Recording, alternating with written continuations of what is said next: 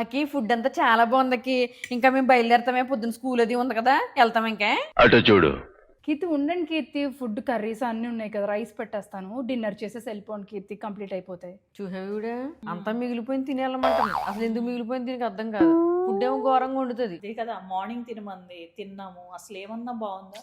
మళ్ళీ ఈవినింగ్ కూడా ఇదే తినమంటది. ఏం తింటాం మనం? దీనికి ఇలా కాదు, నేను ఇస్తానండి. అటు చూడు బే. అకి ఓ పని చేద్దాము, ఇప్పుడు మేము తినకుండా వెళ్ళామనుకో నువ్వు ఫీల్ అయిపోతావు కదా. ఇప్పుడు మా అక్క చపాతీ తింటది రాత్రి, నేను చపాతీలే, మా ఆయన చపాతీలే, పిల్లలు 4 రకాల ఇడ్లీ తీసుకుంటారు. నాకు $80 కొట్టేమనుకో, మేము వెళ్ళి శుభ్రంగా దారిలో ఎక్కడో చోట తీసుకుని తినేస్తాం. ఏంటి కీర్తి, ఫుడ్కి డబ్బులా? నాకు అర్థమైందిలే, ఇంట్లో ఎవరో డబ్బులు పెట్టుకోరు కదా. ఓ పంచే ఏమండి, అక్కికి నా జల్ నెంబర్ ఇచ్చేస్తారా, అందులో కొట్టేద్దు డబ్బులు.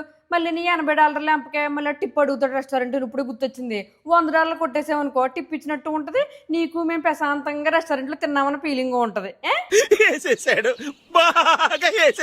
మీరు కూడానండి ఇలా మనం ఎవరన్నా ఇంటికి వెళ్తాము, పాప మళ్ళీ తిను అంటారు, మనం ఏమో తినలేం కదా. అప్పుడు ఫీల్ అవ్వకూడదు. వాళ్ళని డబ్బులు అడిగేసి పట్టిపోయామనుకో మనం హ్యాపీగా తింటాము, వాళ్ళు హ్యాపీ మనం హ్యాపీ. సరే కీర్తి, వేస్తాను, బాయ్.